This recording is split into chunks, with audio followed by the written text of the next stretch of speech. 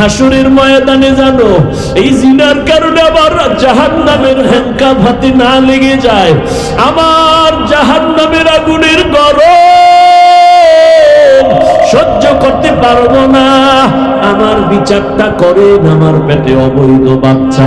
ওমর ডাক দিয়ে কয়, ও জল্লাদ, ওই মহিলাটাকে হত্যার জন্য প্রস্তুতি নাও। আলী ওমরের হাতটা ধরে বলেন, খলিফাতুল মুসলিমিন, খবরদার তরবারি ফিরাইয়া দেন, মহিলাকে যেন হত্যার আদেশ না দেওয়া হয়। কেন? ইনসাফ হবে না। কেন ইনসাফ হবে না? মহিলা তো নিজেই বলতেছে আমি জিনাকারিনী, আমার পেটে একটা অবৈধ বাচ্চা। ও এলাকার মা বোনেরা পর্দার আড়াল থেকে শুনতেছেন, আমার মাওলার ভয় থাকলে কি না হতে পারে। ওই মহিলা নিজে অন্যায় কইরা আবার আদালতে এসে কাঁদতেছেন ক্ষমার জন্য। ও আমার কলিজার যুবক,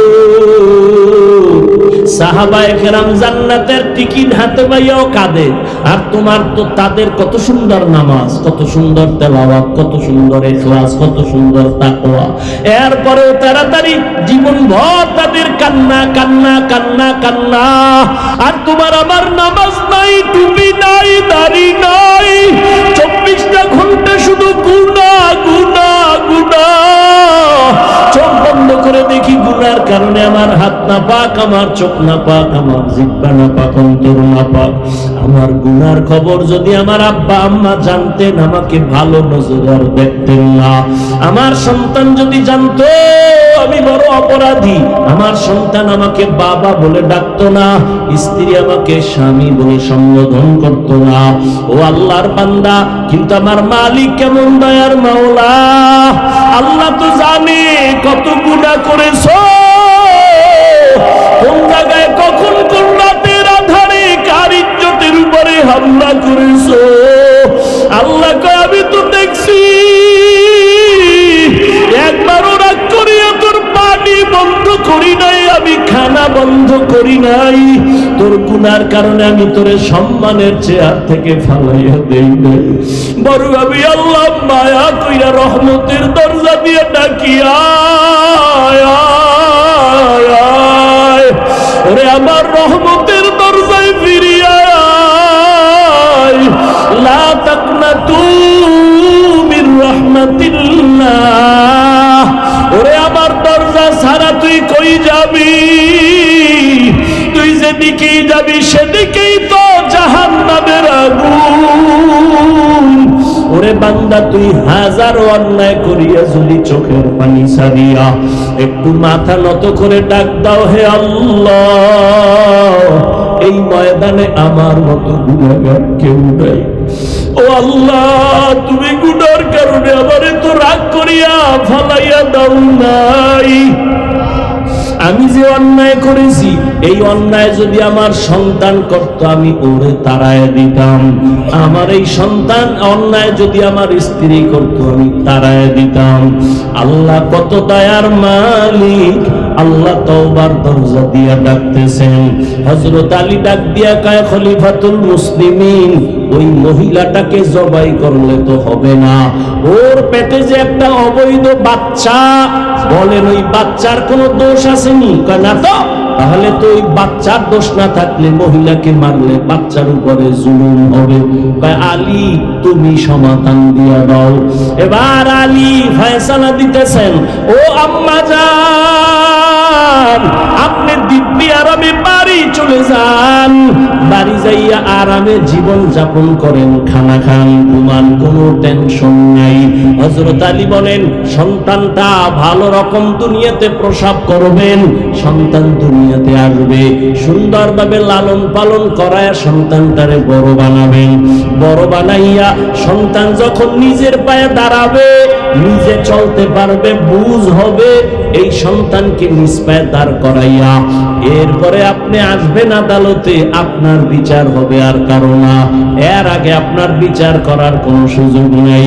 ওমর একটা চিল্লানি দিয়ে আলী রে কয়, আলী লাউলা আলী লাহলাকা উমার, আজকে আলী তুমি যদি না হইতা মনে হয় আমি ওমর ধ্বংস হয়ে যাইতাম।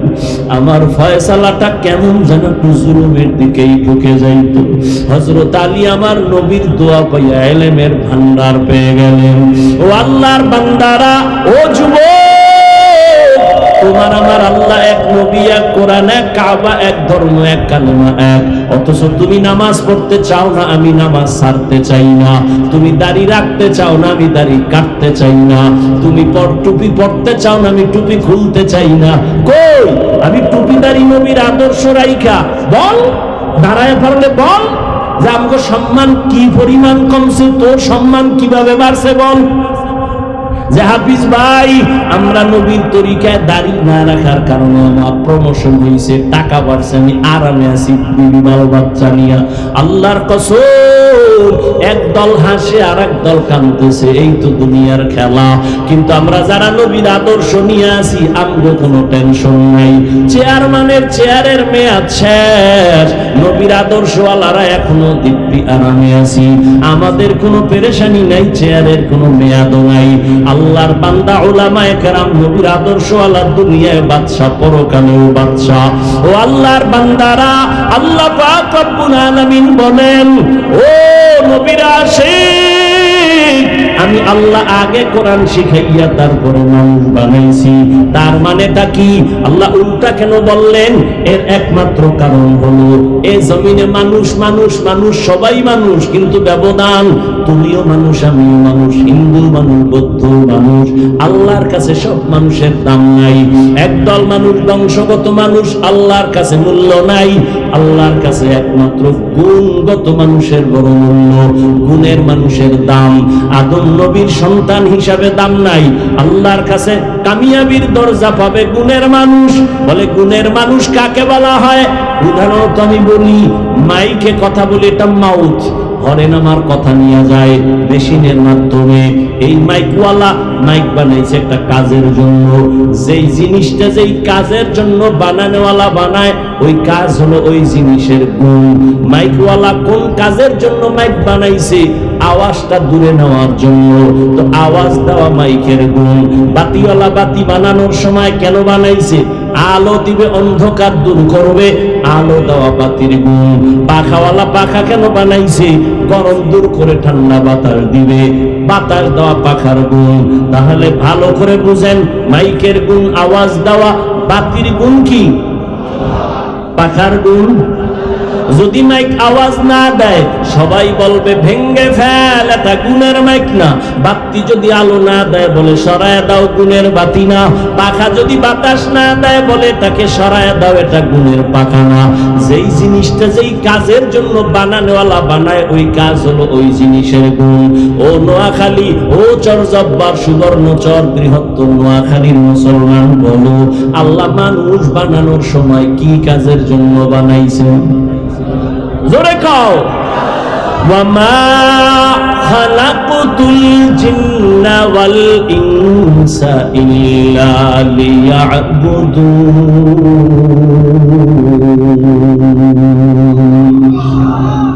আল্লাহ বলেন, আমি মানুষ আর জিন বানাইলাম ইবাদতের জন্য। কার জন্য? কার ইবাদত? ইবাদত মানে কি? সারা রাত যায় নামাজে তাসবিহ টানো, দিনের বেলা রোজা রাখো, কয় না।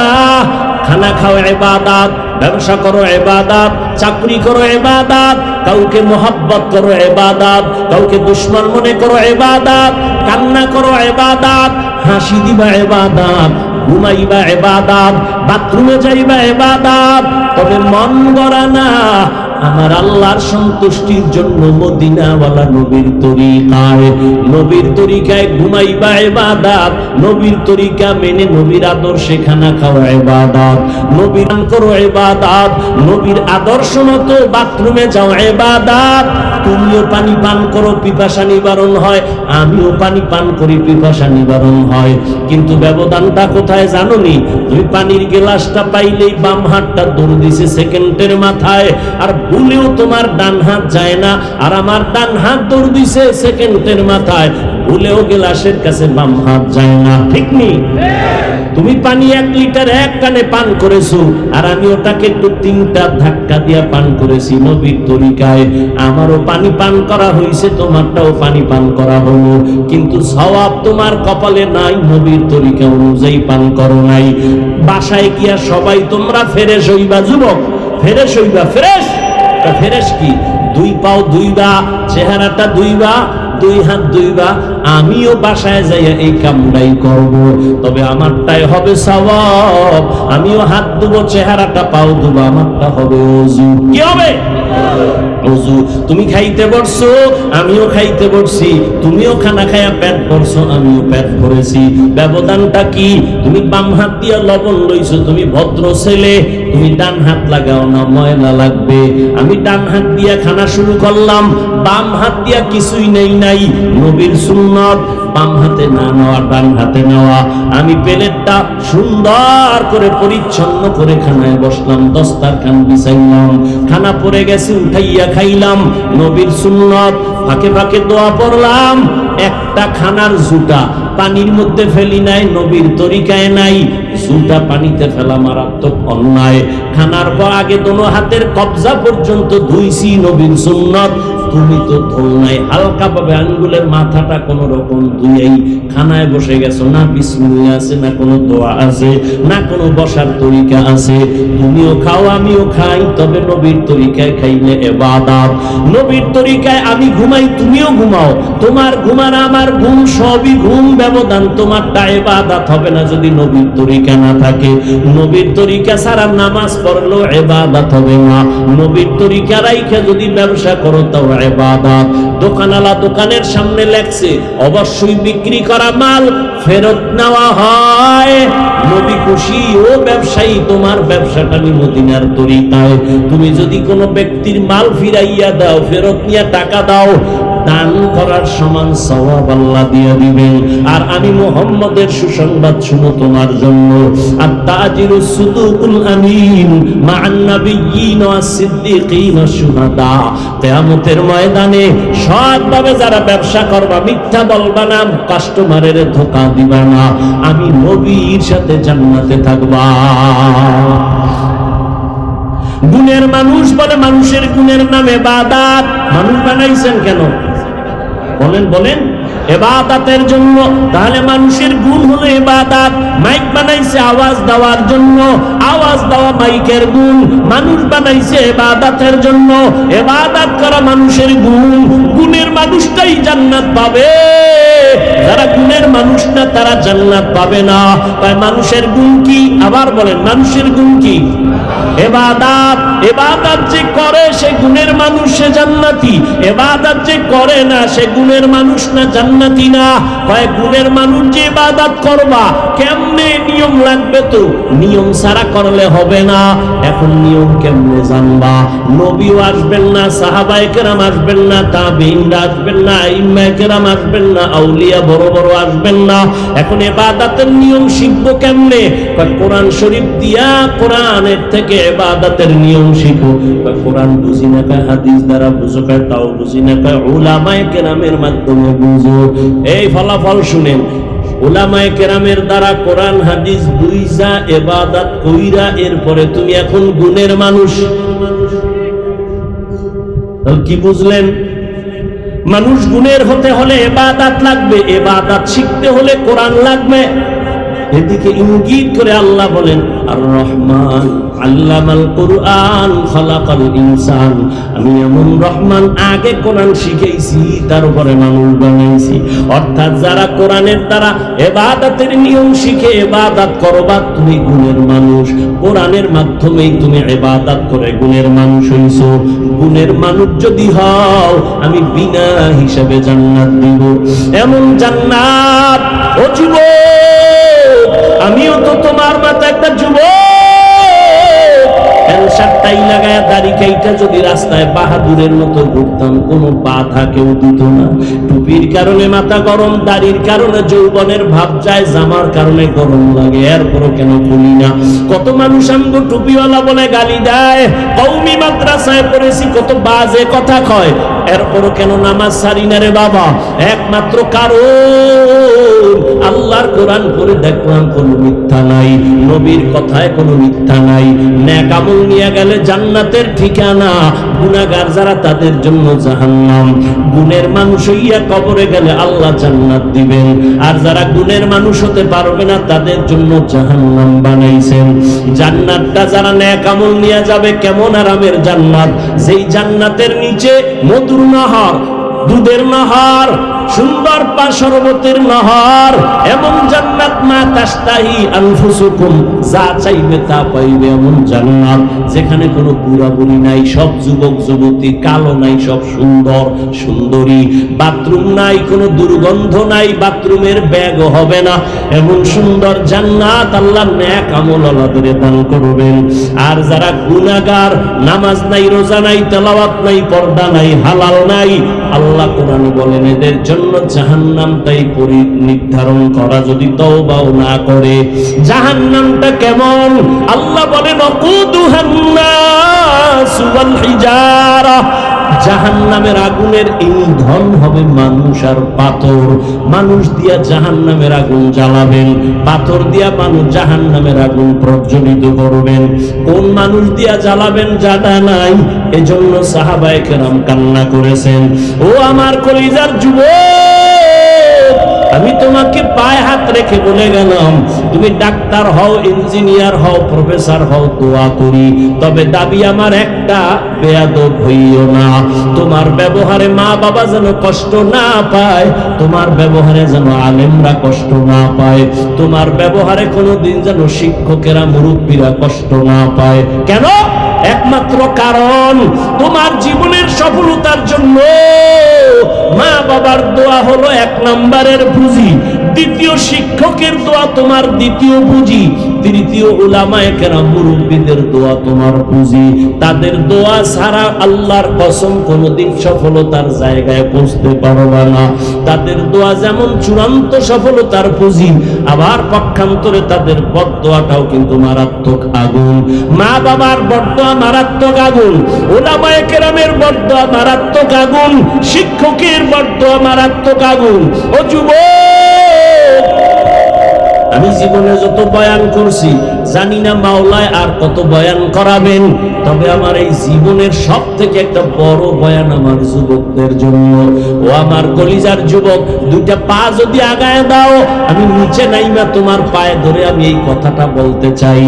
অনুরোধ করে বলবো, জীবনের সফল ডাক্তারি যদি চাও, আদর্শবান ইঞ্জিনিয়ার হইয়া যদি মইরা যাইতে চাও, মানুষের দোয়া নিয়ে যদি মরতে চাও, মা বাবার দোয়া নিয়ে পায়ে ধরে বললাম, শিক্ষকের সাথে বেয়াদবি করিস না, দোয়া নে, আলেমদের দোয়া নিও রে যুবক, মুরব্বি পাইলে দোয়া নিও। শেষ তোমাদের জন্য আমার কথা হলো, যদি কোনো কারণে মা বাবার দোয়া নিতে নাও পারো, পাও দুইটা ধরে বলি, বড় দোয়া নিস না, মরার আগে পঙ্গু হয়ে যাবি। পায়ে ধরে বললাম, শিক্ষকের দোয়া নিস নে যুবক, যদি নিতে নাও পারো, পায়ে ধরে বলি কখনো বড় দোয়াটা নিস না। শিক্ষকের বড় দোয়া লাগলে তোর জীবনটা মরার আগে ধ্বংস হবে।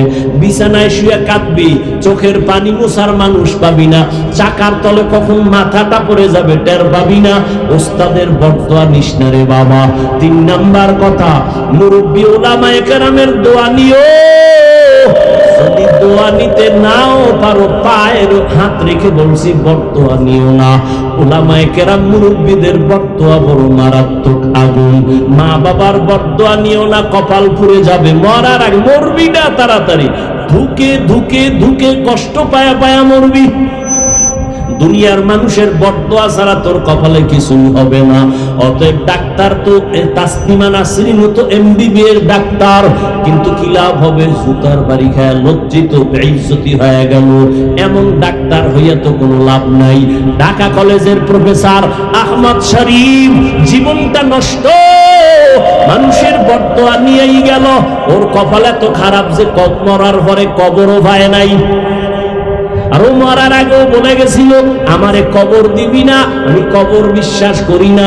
ঠিকই তার সন্তানেরা ওই প্রফেসর আহমদ শরীফের মরণের পরে কবরে ওরা দেয় নাই, হসপিটালের দেহটা দান করে দিয়েছে।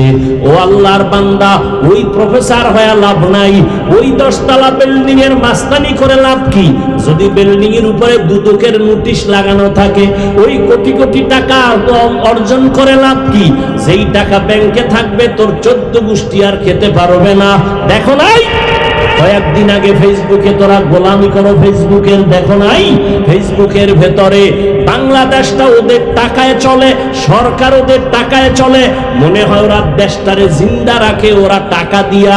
এইরকম 6 ভাই তারা জানো, দেখছো মা মারা গেছে, কেমন কপাল, এক ভাইও জানাজায় যেতে পারে নাই। এই কপাল দিয়া টাকা দিয়া মাস্তানি করে লাভ হবে কি? অতএব আমি বলে গেলাম, ও যুবক, ডাক্তার হও, ইঞ্জিনিয়ার হও, প্রফেসর হও, কিন্তু বেয়াদব হইও না। মা বাবার সাথে বেয়াদবি, শিক্ষকের সাথে বেয়াদবি, ওলামায়ে কেরামের সাথে বেয়াদবি। এই বেটা, তুই আউযুবিল্লাহ পারো না, বিসমিল্লাহ পারো না, কোরআনের আয়াত পারো না, ইমামতি পারো না, এটা মাসআলা পারো না, আলেমের ভুল ধরার অধিকার তোকে কে দিয়েছে? ইমাম নামাজে দাঁড়াইলে ভুল হতে পারে না? পারে না। লোকমা দিবে বাইরের মানুষ। ইমাম সাহেব কানে মাইক লাগায় আলহামদু সূরা পড়া শুরু করছে, মসজিদের পাশে চায়ের দোকানে কয়েকটা বেনামাজি বইয়া আড্ডা দেয়, নামাজে যায় না। আলহামদুর মধ্যে ইমামের ভুল হয়ে গেছে। চায়ের দোকানের ওই বেনামাজিরা টের পাইছে, কি ইমাম করলো কি? একটায় চায়ের কাপ ফালাইয়া জানলা দিয়া কয়, ইমাম সাহেব কাজটা করলেন কি? লোকমা দিছে। লোকমা দেওয়া হালাল? হালাল বলেন? এই যে চায়ের দোকানওয়ালা ও বেনামাজি লোকমা দিছে, হালাল? ওর লোকমা দেওয়াও জায়েজ নাই, ইমাম সাহেবের ওর লোকমা নেওয়াও। এখন লোকমা দিবে কে? লোকমা তো দিতে হবে। লোকমা দিবে কে? মসজিদের মুসল্লি। ভাই কয়জন? 500 মুসল্লি আছে, সবাই কি চিল্লানি দিবে? না। নিয়ম কি? ইমামের পেছনে একজন যোগ্য ব্যক্তি দাঁড়াবেন, সে লোকমা দিবেন। এমন যোগ্য ব্যক্তি দাঁড়াবেন, ইমামের নামাজ যদি মাঝখানে গিয়া ডিস্টার্ব হয়, সে পিছনে আসবে, বাকি নামাজ পিছনের ব্যক্তি গিয়া পড়াবে। এমন যোগ্য ব্যক্তি লোকমা দিবে।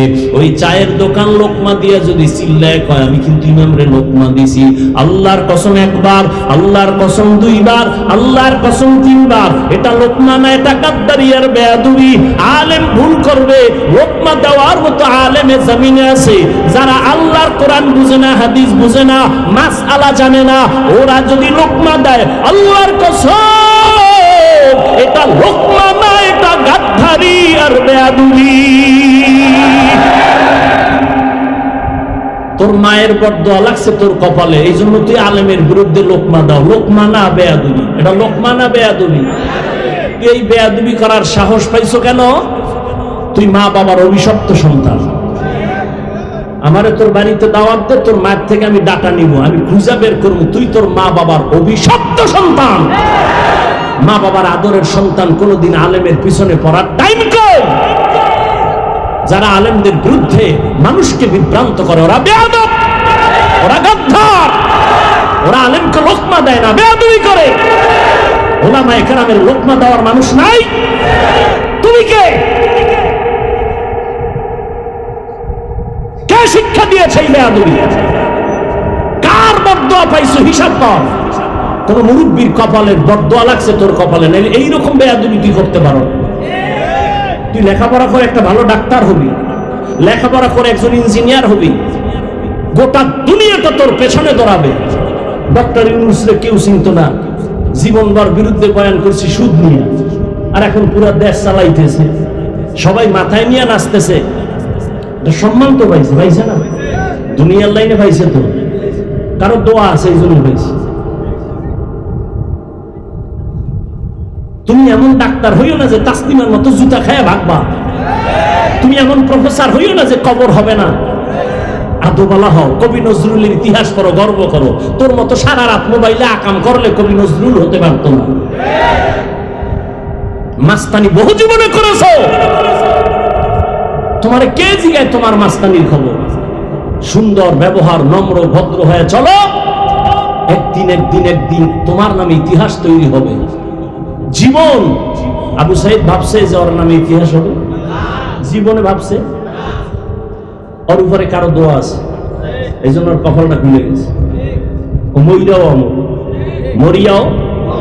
তুই গাঞ্জা খায় মরবি, তুই কিসের অমর? তুই মদের বোতল নিয়ে মরবি, তুই কিসের অমর?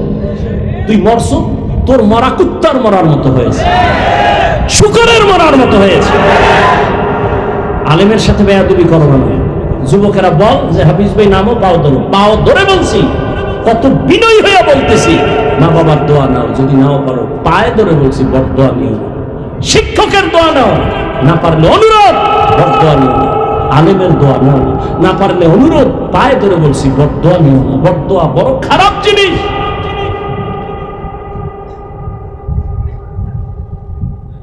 আর রহমান আল্লামাল কুরআন খালাকাল ইনসান। গুণের মানুষ হতে হলে কোরআন দিয়ে ইবাদত শিখো।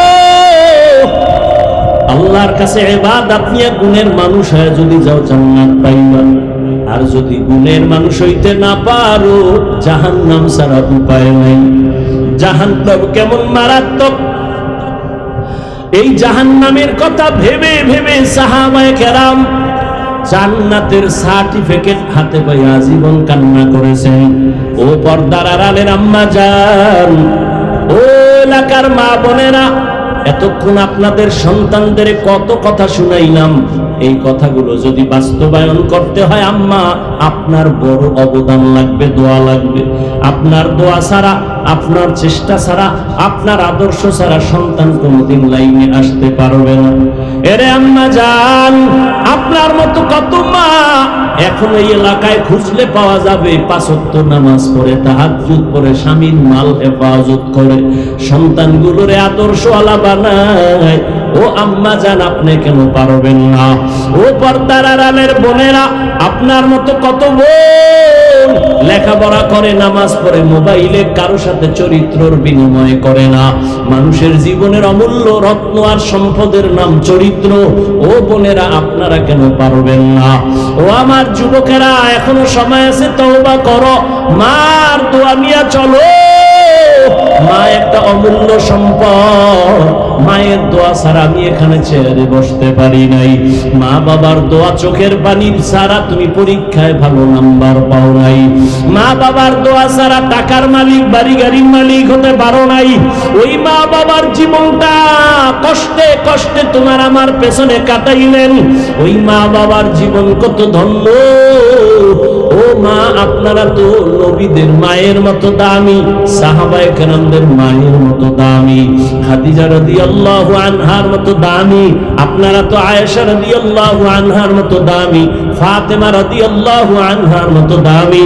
আপনাদের এত সম্মান ইসমাঈল নবীর মা হাজেরা আলাইহিস সালামের মতো দামি, ঈসা নবীর মা মারিয়াম আলাইহিস সালামের মতো দামি।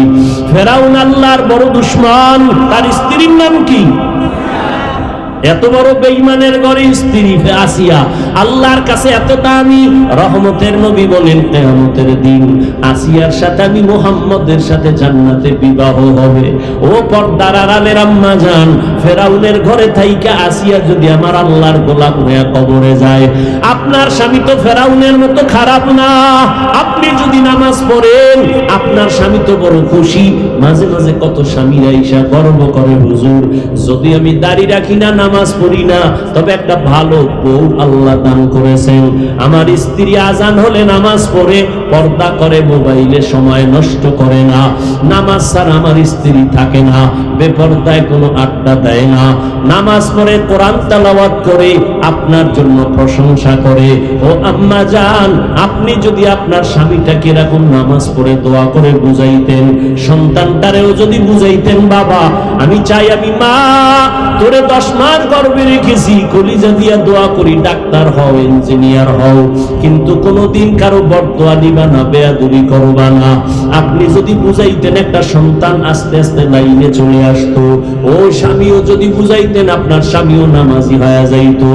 এখনো সময় আছে, তওবা করে নেন। আর আমার আল্লাহকে মনে মনে বলেন, আল্লাহ জীবনে তো অন্যায় কম করি নাই, আজকে থেকে তৈরি হয়ে গেলাম, আর নামাজ ছাড়বো না, বেপরদায় চলবো না, আর স্বামীর মাল নষ্ট করব না, মোবাইলে সময় নষ্ট করব না, সন্তানগুলোকে আদর্শওয়ালা বানায় যাব। ও বৃদ্ধ বাবাজিরা, আপনারাও তওবা করেন। আপনার মতো কত বুড়ারা মসজিদে গিয়া নামাজ পড়ে, আপনি কেন পারবেন না?